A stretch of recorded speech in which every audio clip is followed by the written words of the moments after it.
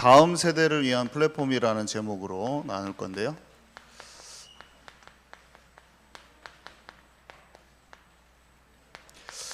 우리 교회와 나 자신과 교회와 이 사역들이 진짜 영적으로 생명이 살아나는, 사람이 살아나는 그 플랫폼이 돼야 됩니다. 지금 플랫폼 시대잖아요.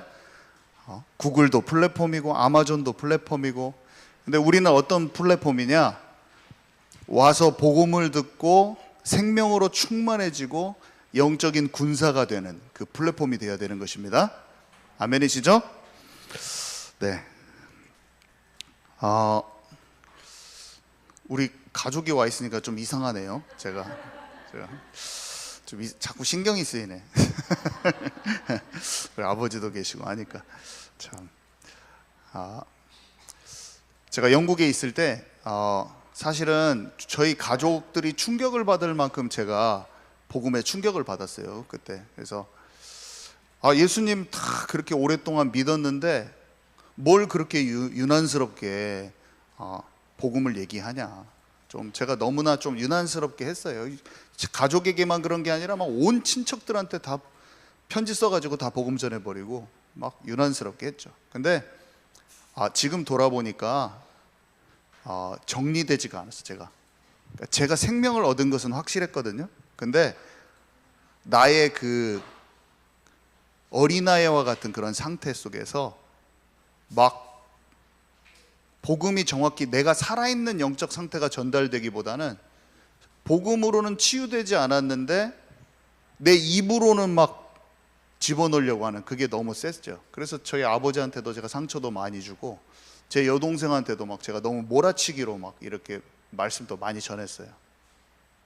복음이 증거는 됐어요, 또 친척들한테. 근데 너무 제가 좀 잘못하고 미안하고 죄송하고 그래서 한 7년 정도 지났을 땐가 그때부터는 확실히 알겠더라고요. 내가 너무나 이렇게 했구나.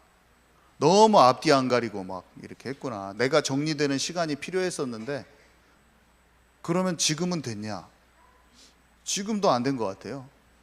옛날보다는 많이 됐는데 지금도 주님의 사랑이 아니다. 나는 돌아서 보면은 내가 또 주님의 사랑이 아니야. 저는 항상 그걸 느껴요. 왜 다 주님의 사랑 충만한 것처럼 저 쳐다보고 계세요. 또 나만 그런 것처럼 또 나만 주님의 사랑 안 충만한 사람처럼 딱 보고 계시네. 우리가 지금 다 자라가고 있는 것입니다. 세상에 죽을 목사가 있는 게 아닙니다. 제가 복음을 이렇게 전하니까 막 이 사람들은 진짜 아니다 막 하면서 막 한국교회 막 이 모양이야 이렇게 막 하면서, 그리고 막 믿는 사람들 막 이렇게 했는데 다 살아야겠더라고요. 조금 지나니까 그 비판하는 그 지점에서 제가 말하려고 했던 것은 영적으로 이렇게 잘못된 부분을 말한 것이 그 시각이 잘못되지는 않았어요. 왜냐하면 분별이 일어났기 때문에. 그 분별조차 없었다면 제가 아예 복음을 모르는 거겠죠. 근데 생명이 들어가니까 뭐가 잘못됐는지가 알아지더라고요.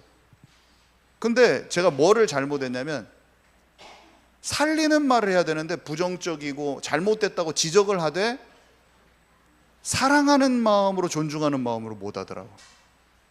그게 제가 발견이 됐어요. 계속 끊임없이 그게 발견되는 거예요. 그래서 어느 날부터 그 지적과 잘못된 것을 말을 안 하기 시작했어요. 제가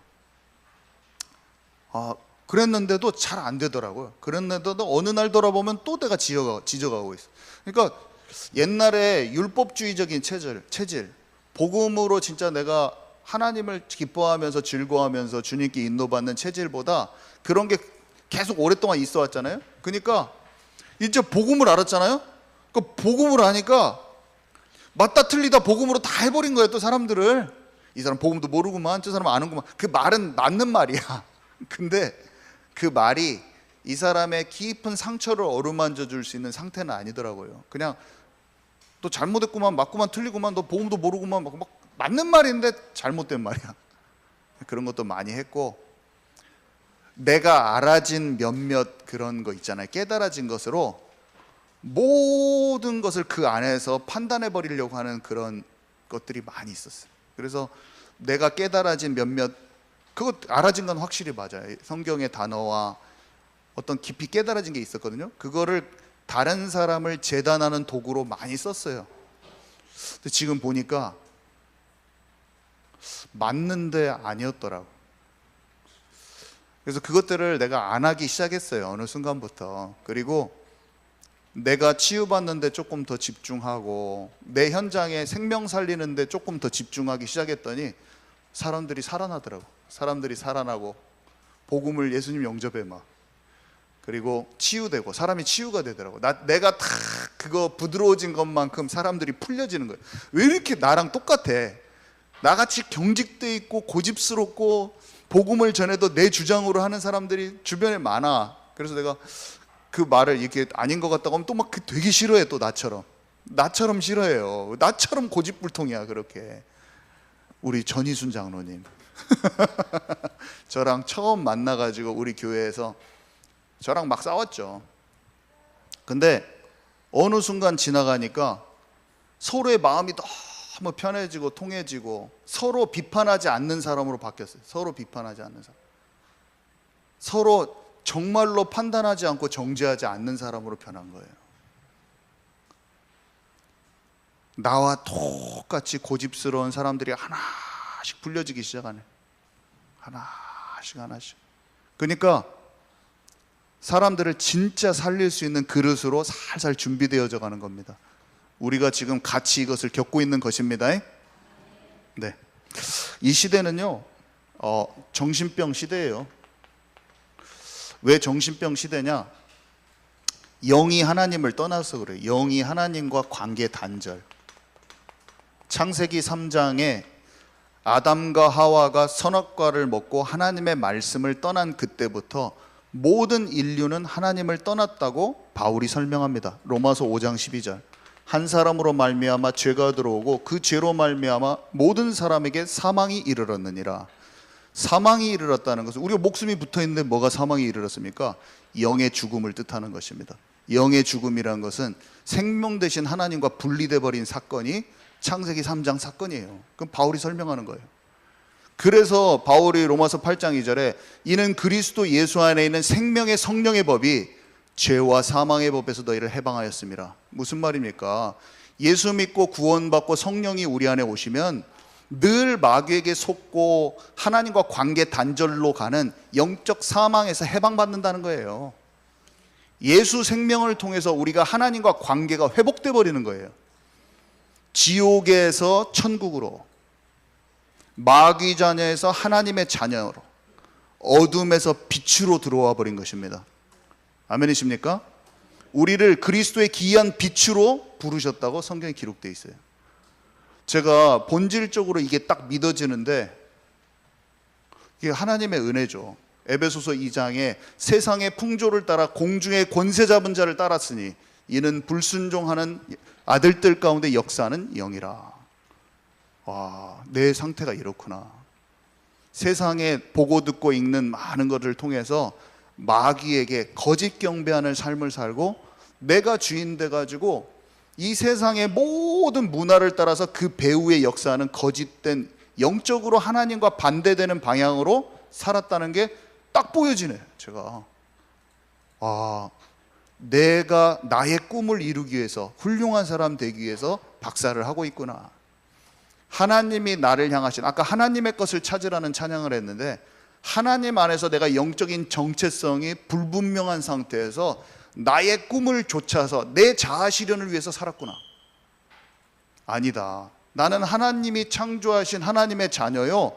나를 통해서 하나님의 빛을 발할 하나님의 본래 계획이 있는데 내가 정해놓은 목표를 너무나 따라가고 있어서 내 마음이 수고하고 무거운 짐을 지고 있었구나. 그래서 내가 염려가 이렇게 많았구나. 이렇게 힘들었구나. 주님께서 내게 말씀하시는 것 같았어요. 아무것도 염려하지 말고 모든 일에 기도와 간구로 구할 것을 감사함으로 구하라. 그리하면 모든 지각에 뛰어난 하나님의 평강이 그리스도 예수 안에서 네 마음과 생각을 지키시리라. 빌립보서 4장 7절 말씀이 내게 왜 이렇게 힘있게 부딪혀 오는지요. 성령께서 내게 지금 말씀하시는구나. 너는 내가 너와 함께 할 것이니 본토 친척 아비집을 떠나 내가 너에게 지시할 그 땅으로 가라. 너는 이제 성령 인도 받는 인생이야. 네 계획 다 내려놓고 내가 너를 인도할 테니 너를 향한 실제 이제 계획들이 성취될 거다. 이게 성경을 읽는데 너무 믿어지는 거예요. 와, 이게 레마구나. 그토록 내가 어렸을 때 뭘 레마고 로고스고 뭐 이런 말을 엄청 많이 들었는데 갑자기 이런 게 레마구나. 딱 알아져요. 아, 성령께서는 나에게 하나님의 말씀을 힘있게 부딪혀 오게 하시고, 아브라함이 성령에 인도받았던 그 삶의 그 흔적이 그대로 오늘 나에게 역사하시는 게 이거구나. 아브라함이 그렇게 인도받는 것은 네가 지금 출발하는 것과 같은 거야, 혀가. 딱 내 마음에 성령이 알려주시는 거예요. 아침부터 저녁까지 주님과 그냥 주파수가 연결되어 있는 거예요. 영국에서 처음 그걸 느껴봤죠. 아침부터 저녁까지 나는 주님과 대화하는 거예요. 기도를 내가 하려고 하는 게 아니라 내 마음의 중심이 하나님만 쳐다보고 있어. 나는 내 마음의 온 마음이 하나님만 보고 있는 거예요. 너무 신기한 거 있죠. 한 40일 정도가 그렇게 지속이 되어버리더라고요. 그냥 아침에 일어나면 새벽 4시에 성경책을 바로 피는 거예요. 화장실 가서 40일 정도 만에 성경 일독을 딱 했는데 왜 이렇게 많이 알아지는지, 이 예수가 그리스도에 대한 얘기. 오늘 얘기도 바라바 대신에 예수를 못 박으라 해가지고 빌라도가 못 박게 하잖아요. 그래서 십자가를 지고 갑니다, 예수님이. 근데 여자들이 막 따라다니면서 예수님 죽은 것을 너무 슬퍼해요. 근데 예수님께서 행하신 그 구원의 역사가 무엇인지 몰라요. 지금 이 십자가를 짚고 가는 것이 성육신 십자가 부활 사건이 그들을 영적으로 해방시키는 것, 마귀의 자녀에서 하나님의 자녀로 신분과 권세가 완전히 회복되는 길인, 구원의 길인 것을 모르는 거예요. 사람의 연민으로, 누가 가까운 사람이 불쌍해서 죽어도 마음이 아프잖아요. 그 정도 수준인 거예요.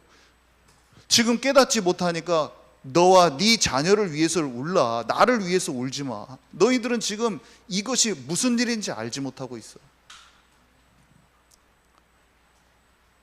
이게 너무 깊이 알아지는 거예요. 이것도 알아지고, 베다니에 가서 예수님이 마르다하고 대화했던 그게 성령이 조명하셔서 그대로 딱 알아져 버리네. 그냥 누가 가르쳐 준 게 아니죠. 제가 설교 말씀 들은 게 아니라 듣는데, 읽는데 알아져 버리는 거 있죠. 읽고 나서 성경 인터넷에 찾아봤어요. 사람들이 뭐라고 설교했나. 그랬더니 두 가지로 나뉘더라고요. 예수님이 친구였는데 너무 죽어서 슬퍼했다. 하나는 그리스도인지를 사람들이 깨닫지 못해서 슬퍼했다. 딱 두 가지로 설교가 지금도 있을 겁니다. 인터넷에 설교들이 있어요. 야, 너무 신기한 거야. 하나는 영적으로 알고 써져 있고 하나는 모르고 자기 얘기를 해석을 써놓는 거예요. 와, 이게 무슨 일일까? 성령께서 지금 말씀을 읽는데도 깨닫게 하시는구나, 내게. 성령께서 우리를 모든 진리 가운데로 인도하시는 겁니다. 하나님의 깊은 것을 통달케 하시는 분은 성령이신 거예요. 우리 안에 성령이 오면은 복음 되신 그리스도가 가장 먼저 내게 깨달아져서 와버립니다. 이거는 사람이 알려주는 게 아니에요. 저에게는 너무 충격이었죠. 그때부터 제 내면의 치유가 시작됐는데, 그러니까 제가 앞뒤 물불 안 가리고 뛰쳐나가서 전도를 한 거죠. 그래서 엉뚱하게 막 제 말대로 막 하고 막 정리 안 된 채로 한 거죠. 근데 제게 성령이 크게 임한 건 사실이었어요. 그때 저희 어머니 돌아가시기 전에, 우리 새어머니 와 계시지만 어머니 돌아가시기 전에 어머니랑 딱 영적인 이 교통이 되고 어머니 딱 돌아가시고, 어머니가 제가 예수 믿은지를 알죠. 그리고 어떻게 귀하게도 새벽 예배 하루도 안 빠지시고 영으로 충만하신 우리 새어머니를 하나님께서 바톤으로, 믿음의 바톤으로 딱 연결시켜서 평생 고생하신 아버지께 하나님께서 선물처럼 보내주신 거 아닙니까? 모든 것이 하나님의 은혜예요. 내 생각에는 함부로 판단하기가 너무 쉽고, 내 생각에는 아픈 마음을 모르는 거예요. 저는 아버지의 아픈 마음을 모르는 거예요. 아버지의 공허감도 잘 모르고. 저는 그냥 탓만 하고 막 서운하기만 하고 하더라고요. 그렇지만 우리의 생각과 하나님의 생각은 전혀 다른 걸 아시기 바랍니다. 우리는 영적인 역발상이 있어야 돼요. 영적인 역발상. 화장지를 갖다 주는 센스가 아무도 없네. 화장지를 갖다 주는 센스가 딱 있어요. 하나님의 계획과 우리의 생각이 너무나 다르더라고요.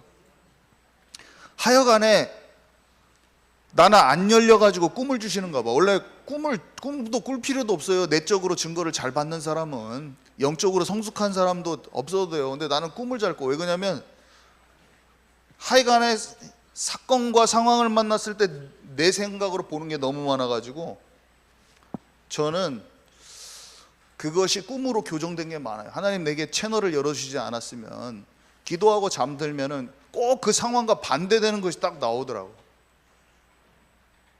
그래서 아침에 생각을 해보는 거예요. 왜 이게 내가 상황하고 다르지? 우리 와이프보다 내가 잘났는데 왜 나는 아랫돌이 안 입고 결혼식에 참가하고 왜 우리 아내는 웨딩드레스 입고 있지? 혹시 내가 들들 볶고 있으면서 나는 잘 정리 안 되고 내가 수준 낮다고 생각하는 와이프는 더 영적으로 잘 준비된 거 아니야? 그 생각하는 순간에 내가 치유되기 시작하는 거예요. 여러분 아멘이십니까? 우리 상황 속에서 하나님께서 원하시는 게 내가 생각하는 거랑 전혀 엉뚱하게 흘러가고 올 수 있다는 걸 알아야 되는 것입니다. 그때 그게 종교의 영에서 벗어나는 거예요. 내가 지독하게 종교의 영이 많다는 것만 알면 돼요. 종교의 영이 딴 게 아니에요. 내 생각이 엄청 갇혀 있는 거예요. 내 자신을 보는 것도 상황을 보는 것도 너무 내 관점이 많은 거야. 근데 하나님께 진짜 기도해서 우리가 받아야 될 것은 다른 게 아니에요. 우리가 열심히, 어떤 사람은 돌파하기 위해서 열심히 기도도 필요해요. 오로지 기도에 힘쓰니라. 어떤 사람은 고요하게 돼야 돼요. 고요하게 되는 게 소리를, 시끄러운 것을 음악을 끄는 게 아니에요. 아무 말도 안 하는 게 고요하게 하는 게 아니에요. 고요하게 하는 것은 내 생각을 없애는 게 고요한 거예요. 아멘이십니까? 어떤 사람은 너무나 우울증이 심하고 잡념이 많으니까 소리라도 질러야지 그 잡념이 없어지는 사람이 있어요. 그러면 외견적으로 볼 때는 소리를 시끄럽게 했잖아요. 그 사람 너무 탓하면 안 되는 거예요. 어떤 사람은 막 부르짖는 기도해가지고 요구하는 기도만 했어. 그 사람 좀 입을 쉬어야 돼. 그래서 어떤 사람은 소리를 질러가지고 자기의 끊임없는 꼬리에 무는 생각을 지워야 되고, 어떤 사람은, 그러니까 우리가 겉으로 볼 때 소리를 빽 지른다고 그 사람을 탓할 것도 아니고 가만히 있다고 탓할 것도 아니에요. 입이 시끄러운 사람은 좀 그쳐야 되고, 생각이 너무 많은 사람은 빽빽 소리도 질러야 돼. 주님만 부르짖는 게 낫을 수도 있어요. 그럼 생각이 좀 없어져야 되니까. 막 누구 미워하고 막 뭐 별 생각이 있어요. 그러니까 고요함으로 들어가라, 이 말은 내 생각을 없애고 주님께 주파수를 맞추라는 거예요. 아멘이십니까? 그때 우리의 생각이 사라지는데, 하나님께 어떻게, 저는 모르겠어요. 집중하고 하나님 나라 임하도록 기도하고 별 내 찌꺼기 같은 생각이 많을 때 주님을 의뢰하고 신뢰하고 하나님 나라 놓고 기도하면 뭔가 영감이 와요. 주님이 알려주십니다. 예수님 믿은 사람은, 구원받은 사람은 오게 돼 있습니다. 이것을 잘 찾아 들어가는 저와 여러분 되기 바랍니다. 네. 그래서 모든 사람이 옛뱀 마귀에게 속아서 하나님의 말씀에 불순종하는 죄를 짓고 하나님을 떠났다니까요. 그래서 생명 대신 예수 그리스도께서 오셔서 만왕의 왕으로 이 마귀의 권세를 완전히 박살내시고 참 제사장으로 오셔서 우리의 모든 죄를 용서하시고 또 그 원죄에서 완전히 해방시키셨어요. 지난날에 우리 죄는 다 탕감됐을 뿐만 아니라 현재적으로 마귀에게 눌린 모든 영적 상태에서 해방시키셨어요. 그리고 참 선지자로 오셔서 이렇게 속을 수밖에 없고 어둠 속에 있을 수밖에 없는 우리에게 하나님께로 갈 수 있는 그 생명의 길을 열으셨어요. 내가 곧 길이요 진리요 생명이니 나로 말미암지 않고서는 아버지께로 올 자가 없느니라. 요한복음 14장 6절, 요한일서 3장 8절, 로마서 8장 2절. 그래서 이 예수님을 우리가 마음에 영접하면 우리 안에 성령으로 오셔서 이때부터 모든 게 시작되는 거예요. 신분과 권세가 시작되는 거예요. 하나님 자녀로서의 신분, 마귀를 이길 내 이름으로 귀신을 쫓아내라. 우리가 예수 그리스도의 이름으로 더러운 영을 쫓아낼 수 있는 것입니다. 분별이 시작돼요. 분별이. 영의 세계는 성령이 아니고서는 깨달아지지가 않거든요. 이게 눈으로 보이는 세계하고 다르다니까요. 아까 같이 제가 말한 그게 영적인 원리예요. 내 생각에 갇혀서 속는데 모르는데 기도로 집중하고 말씀 듣고 기도하고 말씀 듣고 기도하다 보면 영적인 세계가 분별이 되기 시작한다니까. 이게 내 생각이 틀렸다는 걸 알게 돼요. 그래서 그 치유가 계속 일어나는 거예요. 내가 고집스러운 나구나. 내가 왜 이렇게 육신의 고집이 많은 거예요, 사람은. 저와 여러분은 끊임없는 기도 속에서 말씀 듣고 우리의 자존심, 우리가 고집스러운 단단한 부분, 굳은 살과 같은 것들을 싹 치유해 나가는 저와 여러분 되기 바랍니다. 네. 그래서요, 오늘 내용 한번 읽어볼까요? 여기 너희가 내 안에 내용이 많으니까 다 똑같은 말이에요. 너희가 내 안에 거하라, 내가 너희 안에 거하리라. 다 그 말씀만 제가 다 찾아봤는데 되게 많더라고요. 제가 너희가 내 안에 거하고 내 말이 너희 안에 거한다. 너희가 내 안에 거하고 내가 너희 안에 거한다. 저는 이거를 너무 좋아해요. 이 성경 구절을 제가 좋아해요. 왜냐하면 많이 적어져 있기도 하고 이게 주님과 우리의 관계를 표현하는 말이기도 하고 예수님이 너무나 많이 사용하셔가지고 저는 이 말을 좋아해요. 그리고 이게 성전에도 이게 담겨져 있고 우리를 성전하고 이 말이 딱 연결되는 거거든요. 그래서 저는 이걸 너무 좋아해요. 이게 교회하고도 연결돼 있어요. 너희가 내 안에 내가 너희 안에 이 단어가 성전하고 교회랑 연결돼 있어서 저는 너무 좋아해요. 그래서 항상 묵상합니다. 그리고 내가 진짜 주님의 성전 되기를 원하고 내가 주님의 교회 되기를 원합니다. 항상 이 말씀을 묵상할 때 그 생각을 합니다. 자, 우리 한 개만 읽을까요? 요한복음 15장 4절 네 번째 거 한번 읽읍시다. 한 개만 읽도록 하겠습니다. 요한복음 15장 4절 우리 함께 읽도록 하겠습니다. 시작. 내 안에 거하라, 나도 너희 안에 거하리라. 가지가 포도나무에 붙어 있지 아니하면 스스로 열매를 맺을 수 없음 같이 너희도 내 안에 있지 아니하면 그러하니라. 아멘. 네, 저는 이것이 너희가 내 안에, 내가 너희 안에. 성전이 이렇게 있는데 성막 그 안에는 이렇게 성소가 있고 이 안에 지성소가 있고 이 안에 언약궤가 있어요. 근데 여기가 이제 성막도 이렇게 생겼고 성전도 이렇게 생겼는데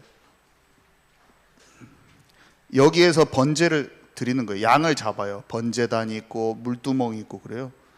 그러면 제사장이 여기에서 여기 문이 있겠죠? 여기에 이스라엘 백성들이 막 들어가요. 막 여기 서 있어요. 애들도 들어와도 되고 이스라엘 백성들이 들어가서 이 제사장이 드리는 그 제사에 함께 참여할 수가 있어요. 그 의미를 생각하면서. 근데 제사장이 어린 양의 피를 뿌리고 어린 양을 잡아요.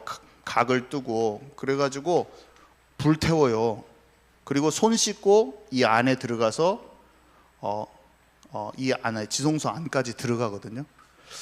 이 어린 양의 피를 뿌리지 않으면 이게 죽어요. 사람이 하나님 앞에 설 수가 없어요.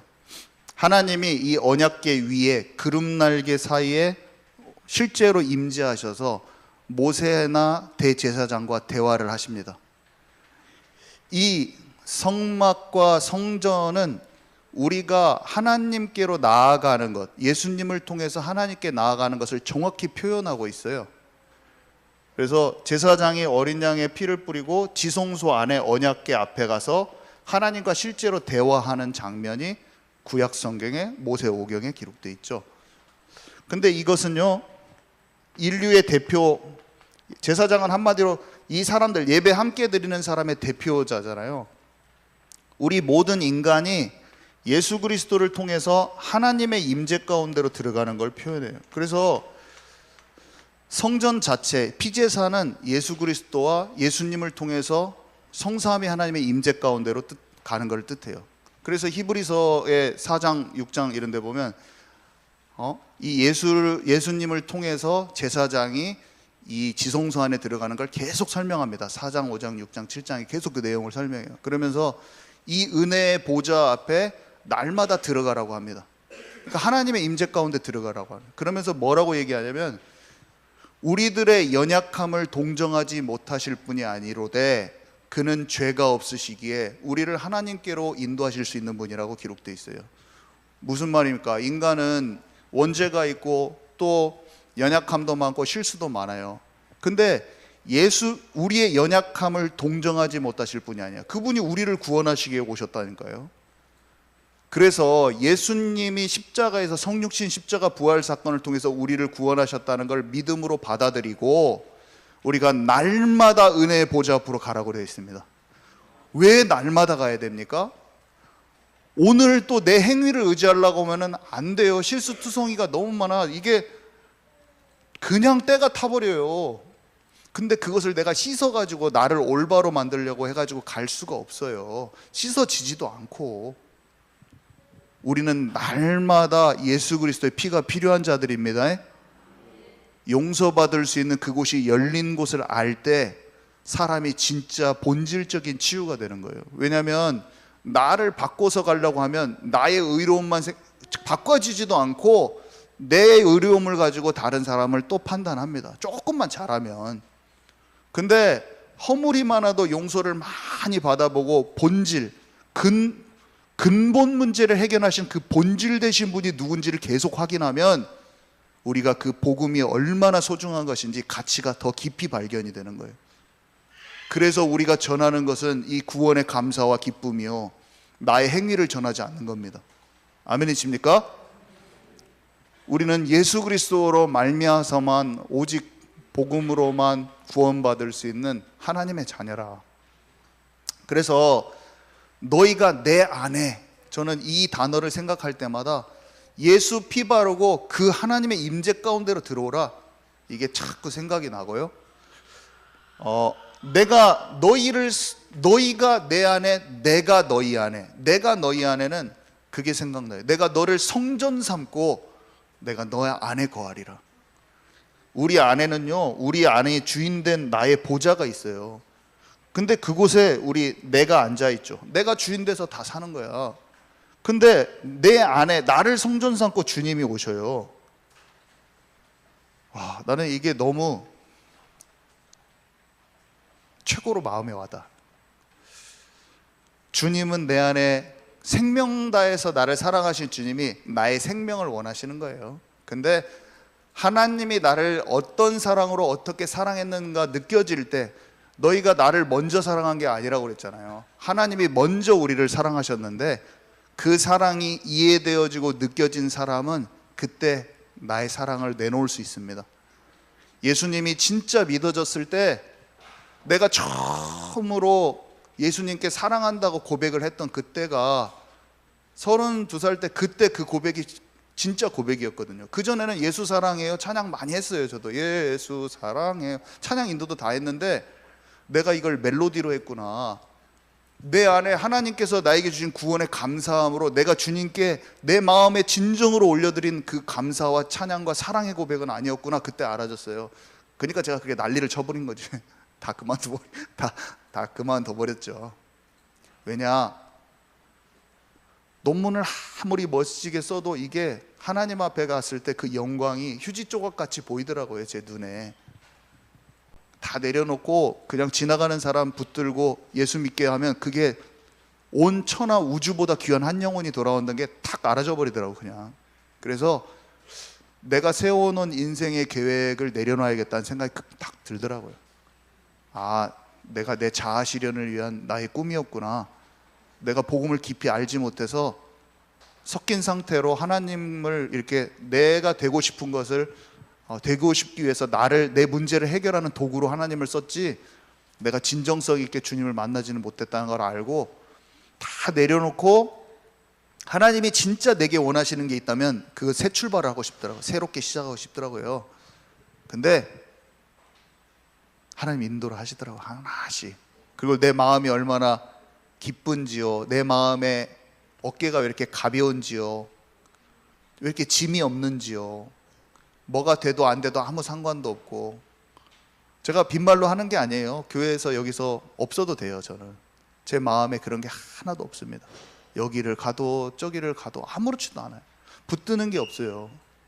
붙드는 게 없어요. 여기서 뭐 모리 목사님이 사위니까 내가 얻어먹어가지고 여기 그럴 마음이 1도 없어요. 주님이 나를 어디로 보내시면 갈 마음이 있어요. 저는. 여러분 어떠십니까? 무엇을 붙들고 자리를 붙들고 무엇을 하는 사람은 맨날 짐이 생기는 거예요. 마음에. 그 사람과 상관없이 내가 갈등을 잡고 있는 거예요. 상대하고. 모든 짐이 주께 맡겨지는 저와 여러분 되기 바랍니다. 아무 짐이 없는 거예요. 아무렇지도 않은 거예요. 너희가 내 안에, 내가 너희 안에. 이때 진한 관계가 되는 거죠. 이 성전이 모퉁이돌, 예수님이 성전의 모퉁이돌이래요. 그리고 우리는 건물과 건물이 연결된 것처럼 하나님이 거하실 처소로 함께 지어져 나간다고 에베소서 4장에 바울이 설명을 해놨죠. 성전은요, 예수님도 성전이고 나도 성전인데 우리가 둘 다 하나님이 거하실 처소예요. 성전은, 구약의 성전은 하나님과 우리의 관계를 표현한 건데 신약에서는 그 건물이 사실은 교회예요. 예수님이 머리고 우리가 지체된 거예요. 성전은 교회를 그대로 설명합니다. 복음을 통해서 구원받은 하나님, 예수님과 성도를 뜻한다니까요. 교회예요. 다 교회. 자, 그래서 시간이 많이 갔기 때문에 정리를 하도록 하겠습니다. 이 비밀을 아는 사람은 이 세상에 진짜로 우선순위가 바뀌잖아요. 그러면 우리가 자녀들이 얼마나 소중합니까? 하나님이 우리를 소중히 여기시듯 인간은 자동으로, 부모는 자녀들이 소중해요. 누가 안 시켜도. 그것마저도 하나님의 속성인데, 내가 복음으로 충만한 날이 있잖아요. 저는 어떻게 되냐면 바로 옆에 있는 리아세라가 자고 있으면 내가 주님의 사랑으로 충만하는 순간 보여지는 세라가 딱 바로 기도가 돼요. 그렇게 되는 나를 보면서 나도 이게 부모의 마음인가? 하나님도 나를 이렇게 사랑하시겠지? 나는 어떻게 내가 받은 가장 가치 있는 이것을 가지고 바로 얘가 기도가 나오는 거예요. 기도를 내가 얘를 해줘야겠다는 의도적인 게 아니라 얘가 이걸 알았으면 좋겠다, 이 생각밖에 안 드는 거였어요. 그렇게 세상이 보이는 것입니다. 영혼들도 좀 어려운 사람, 우리가 연민이 생기잖아요. 뭐 아프리카에서 기아 대책 본부, 전쟁이 나면은 막 힘든 사람을 봤을 때 우리가 도와주고 싶은 마음이 생기잖아요. 복음을 진짜 깊이 알면 사람이 복음이 필요한 게 보입니다. 그게 전도의 시작인 것이죠. 하나님의 시급성이 나의 시급성이 되는 거예요. 교회를 하는 것이 아니에요. 우리가 무슨 교회 뭐 부흥시켜가지고 내 배 부르게 하려고 합니까? 뭐 헌금 걷어가지고 뭐 사업합니까? 우리가 뭐 사람들 뭐 교회 조금 더 나오게 하려고 하는 의도로 하는 것입니까? 모든 사람은 하나님을 만나야 되는 것입니다. 그래서 교회에서 사람들이 왔다가 떠나도 상관없어요. 철새같이. 하나님이 하실 그 일은 목자들이 그냥 곳곳에 서 있어서 양떼를 보내면 맡겨주시는 것만큼 하고 또 보내도 되고 상관없어요. 사람에 집착하는 목회는 괴로운 겁니다. 우리에게 보내주신 만큼 하고 보낼 때 또 보내고 아무렇지도 않은 거예요. 왜냐? 목회는 하나님이 하시는 거예요. 아멘이십니까? 자유로운 거예요. 내가 떠나도 되는 거예요. 상관없어요. 목회를만 제가 얘기하려는 게 아니잖아요. 그죠? 삶에서 자유를 얻기 바랍니다. 여러분 가정에서 자유를 얻으시고, 여러분 비즈니스에서 자유를 얻으시고, 여러분 모든 하는 것에서 하나님께서 주시는, 하나님이 나의 아버지요 나의 주인 돼서 이끌어 가시는 것을 체험해서 거기에서 짐이 없이 가벼워야 돼요. 여러분 안 죽어요. 여러분들을 향한 하나님의 뜻과 계획은 반드시 성취되는 것입니다. 그래서 이것을 알 때 하나님의 시급성이라고 써볼까요? 우리 아이들을 알려줄 수가 있어요. 내가 다니엘 얘기는 좀 하고 갈게요. 다니엘이 진짜 언약을 소중히 여겼잖아요. 하루에 3번 성전을 향하여 기도를 했는데 그 성전에 흐르는 언약을 정말 잘한 것을 알았던 거예요. 다윗이 언약궤 찾아와서 장막 지어놓고 그렇게 찬양했듯이 이 성전에 흐르는 다윗이 왜 이렇게 기뻐했을까요? 성전 건축 준비하고 여기에 흐르는 피제사, 아브라함에게 약속하셨던 것, 창세기 3장 15절에 아담에게 약속했던 그 언약의 흐름을 너무나 잘 알고 있었기 때문에 다윗이 그렇게 기뻐했는데, 다니엘도 나라 잃은 슬픔이 아니라 성전의 그 언약 백성이 언약을 놓쳤기 때문에 바벨론 포로돼서 이렇게 재앙 만나 있을 때 마음이 괴로운 거예요. 언약 백성이 언약을 놓쳤기 때문에 장차가 오실 메시아, 이 그리스도에 대한 언약을 소중히 여기지 않고 하나님과 관계 깨어졌고 우상 숭배하고 있기 때문에 마음이 아픈 거예요. 성전을 재건했던 느헤미야, 에스라 이런 사람들의 마음도 다 그 마음이에요. 그 민족의 어떤 그런 멋있는 건물, 그런 걸 복구하려고 하는 그런 게 아니야. 유산을 복구하려고 하는 게 아니라 거기에 안에 담겨있는 하나님의 사랑과 인류를 구원하기 위한 하나님의 그 마음, 그 본질적인 것이 회복되기 위한 마음이었잖아요. 이 다니엘이 세상에 동화되지 않습니다. 왕이 준 떡과 포도주를 먹지 않아요. 동화되지 않고 하나님께 집중해서 기도하는데 하나님이 2가지를 주시죠. 첫 번째는 자기의 메타인지 자기가 누군지, 자기가 뭘 잘하는지 학문을 습득할 수 있는 힘을 주셔서 그걸 전문성으로 개발할 수 있는 실제 힘과 채널이 열려요. 채널. 영적으로 하나님의 뜻과 계획을 알 수 있는 그런 힘이 생깁니다. 2가지가 생깁니다. 이거는 구원받은 자에게 회복되는 정복하고 다스리는 권세, 아담이 하나님을 떠나기 전에 에덴에서 누렸던 그 축복, 그 힘인데요, 구원받은 사람은 예수님 믿으니까 청렴결백하게 사는 거 막 이런 게 청빈하게 살고 이런 게 다가 아니라 이 땅의 경제도 산업도 내 하는 일도 내게 주어진 하나님이 나에게 주신 것을 찾아서 정확히 준비하면서도 세상 사람들보다 박사와 술객, 바벨론의 박사와 술객보다 10배가 뛰어난 사람이 되는 것입니다. 아멘이십니까? 얼마 만에? 3년 만에. 우리 에바니가 중학교 1학년이니까 고등학교 가기 전까지 끝날 수가 있네요. 예를 든다면 3년 걸려. 3년 만에 왕이 불렀더니 그 나라에서 최고 똑똑한 할아버지들이랑 막 현자들이 있는데 여러 가지 분야를 물었더니 얘네들이 다니엘과 세 친구가 더 뛰어나 버린 거예요, 그 사람들보다. 근데 이 일은 전설이나 가짜 이야기가 아닙니다. 하나님의 영에 감동된 영적인 힘이 있는 사람들은 지혜와 통찰이 임하게 돼 있어요. 어려도 10대 소년인데도 이 세상을 보는 지각이 더 훨씬 열리는 거예요. 그래서 실제로 경제를 다스리고 사람을 움직이는 실제 힘이 하나님을 믿는 아이들이 준비될 수 있다는 것입니다. 아멘이십니까? 우리는 이것을 믿음으로 고백하고 이 후대들을 위해서, 아이들을 위한 교회에서 이것들을 알려주고 지도해주고 영적으로 이끌어주는 시스템이 교회 안에 있어야 돼요. 그것을 위해서 주말을 제압하는 금토일 시대가 열려야 될 것이고, 교회에서 왜 힐링 하우스 이런 것을 합니까? 왜 아이들을 위한 아이들의 뜰을 왜 만듭니까? 이름보다 더 중요한 것은 이것을 올바로 기도 속에서 깨닫고 먼저 누리는 어른들이 영적인 힘을 갖고 일어나는 게 더 중요한 거예요. 우리가 영적으로 치유되지 않고 무너져 있는데 애들만 막 과외시켜가지고 사람 사역자만 붙여서 할 게 아니라 저와 여러분이 영적으로 치유받는 것입니다.